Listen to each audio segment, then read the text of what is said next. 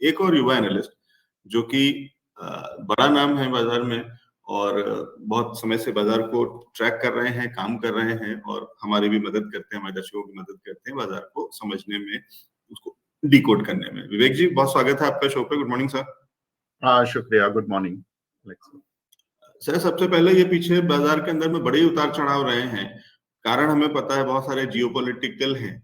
कितना चीजें डाइजेस्ट हो चुकी हैं और अभी भी हम कितना एक्सपोज्ड हैं, कितना रिस्क बाकी है? देखिए सर, एस्केलेशन प्राइस्ड इन है, वॉर प्राइस इन नहीं है प्राइसिंग में स्टॉक की। तो अगर कुछ भी एस्केलेशन होता है, एस्केलेशन भी एक छोटा एक जो वर्ड्स का एस्केलेशन है वो प्राइस इन है, अभी रियल एस्केलेशन प्राइस इन नहीं है। अगर अमेरिका कुछ धमकी दे रहा है, रूस कुछ धमकी दे रहा है, ये सब चीजें मार्केट ने पचा ली हैं। आप देख लीजिए कि जहां से मतलब ये एस्केलेशन शुरू हुए थे, लगभग उनसे हम 2-3% ही नीचे हैं। तो ये एक केवल वॉर को लेकर केवल 2-3% ही इंडेक्स ने अपने को डिस्काउंट किया है। लेकिन yes, mid cap small cap share थोड़ा ज्यादा प्राइस इन कर रहे हैं अपने को। और मुझे लगता है कि अगर वॉर नहीं होता है, एस्केलेशंस भी नहीं होते हैं, समझौता हो जाता है नेक्स्ट वीक में, अब हर बार यही लग रहा है कि नेक्स्ट वीक में शायद कुछ बात होगा, क्लैरिटी आएगी, लेकिन नहीं, उल्टा और ज्यादा चीजें कॉम्प्लेक्स होती जा रही है। अगर नेक्स्ट वीक में क्लैरिटी आती है जिसमें कि अमेरिका के विदेश मंत्री और रूस के विदेश मंत्री यूरोप में कोई बैठक है, वहां पर मिल रहे हैं, तो अगर कुछ निकलता है आउटकम पॉजिटिव साइड पर, तो मार्केट में मिड कैप स्मॉल कैप में बहुत अच्छी रैली होगी। मुझे नहीं लगता कि इंडेक्स बहुत ज्यादा मूव करेगा, क्योंकि उन्हीं में सबसे ज्यादा पिटाई भी देखने को मिली है। और अगर इनकेस एस्केलेशंस बढ़ते हैं, अब की बार जो एस्केलेशंस होंगे, मुझे नहीं लगता कि वो वर्ड्स के होंगे, इस बार फिजिकल एस्केलेशन ही होंगे। और वो फिजिकल एस्केलेशन मार्केट ने बिल्कुल प्राइस इन नहीं किया हुआ है। सो आई डोंट सी कि उस समय पर फिर निफ्टी किस तरह से मूव करेगा। हो सकता है कि वो अगर उसमें भी दो चीजें हैं, एक कि केवल ये जो एस्केलेशन होगा ये रूस और यूक्रेन तक ही रह जाता है, तो मार्केट उसको ज्यादा पॉइंट नहीं देगा उस केस में, क्योंकि उस केस में केवल रशिया पे केवल सैंक्शंस लगेंगे।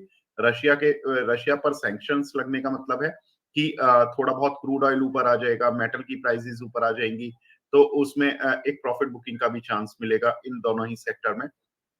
और अगर वो एस्केलेशंस आगे बढ़ते हैं, अमेरिकन साइड पर जाते हैं, अमेरिका या यूरोप के देश उस एस्केलेशन में फिजिकल तौर पर आ जाते हैं, then there would be a possibility of war and then there would be a problem in the market. So I believe कि अभी बहुत कुछ पहले शब्दों के एस्केलेशंस वर्सेस हमें फिजिकल एस्केलेशंस पर गौर करना है। फिर हमें उस एस्केलेशन में भी Russia plus Ukraine, Russia versus Ukraine का मैच देखना है और रशिया वर्सेस अदर कंट्रीज का मैच देखना है। तो वो एक बहुत बड़ी चीज है जिसको कि हमें देखना होगा। And international politics is not easy to understand कि मतलब आज वो कुछ बोलते हैं, वो बोलते हैं कि अमेरिका बोलता है कि उन्होंने सेना नहीं हटाई है, रूस कहता है हमने सेना हटाई है। इट्स लाइक जो हमारे इंडिया में कभी पॉलिटिक्स होती थी कि आपने वो पाकिस्तान में जाकर फायरिंग की है या नहीं की है, उसके वीडियोस दिखाइए। अब मतलब उस लेवल पर हम लोग आ चुके हैं। तो आई मतलब it's very tough to understand. ठीक है, तो विवेक जी कह रहे हैं कि हम इंडिया से और इंडियन पॉलिटिक्स से शायद अब दुनिया सीख रही है कि जब वो कहते हैं कि पुलवामा में आपने अटैक किया तो वो कहाँ है और वो कहाँ, उसके प्रूफ दिखाओ और किस तरीके की चीजें हुई हैं या क्या आपने जब किया है उरी और वो वाला सारी चीजें। तो उसी तरीके का वहां पे भी एक इंफॉर्मेशन वॉर जैसी चीज स्थिति चल रही है जिसमें कि इंफॉर्मेशन बहुत क्लियर नहीं है और जब तक वो नहीं क्लियर होती। विवेक सर, मुझे ये बताइए कि अगर मान लेते हैं होता है या नहीं होता है, उसको क्या मैं ये समझूं अगर हो जाएगा तो भी बाजार कहेगा कि ठीक है वो हो गया एक इवेंट और वो उस हफ्ते में जो भी फ्लक्चुएशन आना है और जो कुछ होना है हो करके हम उसके पार भी हो सकते हैं, और अगर नहीं हुआ तो भी हम उसके पार हो जाते हैं कि हाँ ये क्लियर हो गया कि अब नहीं होना है और सब कुछ सारी सिचुएशन जो है वो अंडर कंट्रोल है और डिसॉल्व हो गई। दोनों ही स्थितियों को और इस बीच के फ्लक्चुएशन को, चाहे वो किसी तरीके का भी हो, कुछ भी वोलेटिलिटी हो, खबरों से जब इतनी वोलेटिलिटी आती है तो निश्चित रूप से अगर इवेंट होता है तो उससे शायद इसी तरीके की वोलेटिलिटी या इससे कहीं ज्यादा भी आ सकती है। वो सब पार होने के बाद में जो हमारी पुरानी खबरें थी, जो लंबी खबरें हैं, जो बड़ी खबरें हैं, जिनका की टाइमलाइन बड़ा है, जिसका कि एक दिन के इवेंट, एक वॉर इवेंट जैसे, क्योंकि आजकल के जो वॉर इवेंट भी होते हैं आज के जमाने में कोई महीनों हफ्तों चलने वाला वॉर तो होना नहीं है, 3 दिन 4 दिन के अंदर में वॉर का फैसला भी आ जाता है, क्योंकि अब जिस तरीके के वॉर है वो 2 ही 4 दिन की चीजें होने वाली स्थिति है।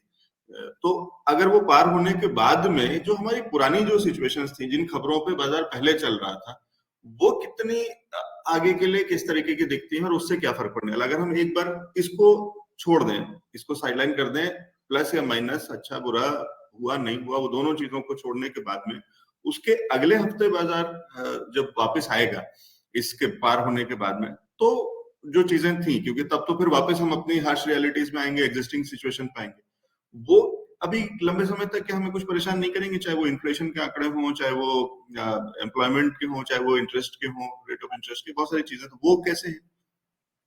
देखिए सर, इसमें वही चीज है कि ये एक जो चीजें हो रही है कॉम्प्लेक्स हो रही है। अभी तक आप पिछले मतलब हमारी जनरेशन में देखिए कि हमने किसी दो बड़े देशों को आपस में लड़ते हुए नहीं देखा है। 1945 के बाद जो वर्ल्ड वॉर 2 था, उसके बाद दो बड़े देश आपस में नहीं टकराए हैं। एक कमजोर देश टकराता है, एक मजबूत देश टकराता है। तो कमजोर देश की अर्थव्यवस्था भी कमजोर ही होती है। तो उससे ज्यादा कुछ फर्क नहीं पड़ता। आप देखिए इजिप्ट में क्राइसिस हुआ, आप सीरिया में देखिए अटैक्स हुए।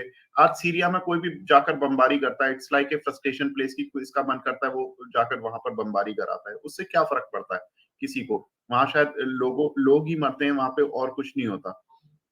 अब आप यूक्रेन में देखिए, यूक्रेन की इकोनॉमी छोटी है। यूक्रेन की इकोनॉमी से हमारा कोई बहुत ज्यादा लेना देना नहीं है। लेकिन क्या है कि यूक्रेन और रशिया में, रशिया की इकोनॉमी बड़ी है। अब अगर रशिया के साथ अमेरिका अटकता है या यूरोप अटकता है, तो फिर प्रॉब्लम बहुत कॉम्प्लेक्स हो जाएंगी। उस समय पर मार्केट को अलग स्थिति से देखना होगा। और अगर ये नहीं अटकते हैं तो कोई बड़ी बात नहीं होगी। रशिया पर सैंक्शंस लग जाएंगे, थोड़े दिन कमोडिटीज में उथल-पुथल होगी एंड देन चीजें स्टेबलाइज होगी। तो ये 2 चीजें हो सकती हैं। तो अभी ये कहना कि वॉर के अगले वीक में क्या होगा, वो देखिए सेंटीमेंट तो जरूर खराब होगा। सेंटीमेंट नो डाउट कि ये सब चीजें अच्छे के लिए हो रही हैं। आप अगर लगातार अगर पड़ोसी देश लड़ने शुरू हो जाते हैं, तो कहीं न कहीं ये चीजें मार्केट को अच्छी नहीं लगेंगी।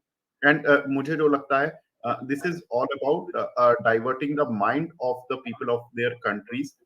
It's this is the international politics.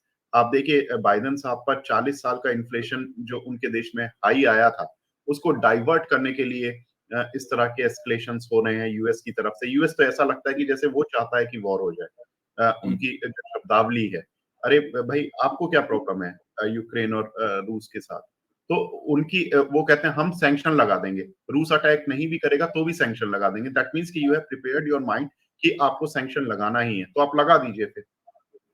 उसी की मुझे लगता है एक्चुअल बार्गेन हो रही है। तो वो जो बार्गेन है, रूस पर सैंक्शन लगाने का मतलब है कि रूस भी शांत नहीं बैठेगा। आप किसी को बोले कि आप आपके साथ कोई बिज़नेस नहीं करेगा, तो ये एक सैंक्शन है रूस पर। तो ऐसा सैंक्शन फिर रूस क्यों सहेगा? तो वो भी कुछ ना कुछ करेगा। अब कुछ ना कुछ करेगा तो आई डोंट नो कि वो सिचुएशन कितनी कॉम्प्लेक्स होगी। तो मुझे लगता है कि चीज़ें अगर सॉर्ट आउट हो जाएँ तो ज़्यादा अच्छा है। तो next week would be very important for the markets.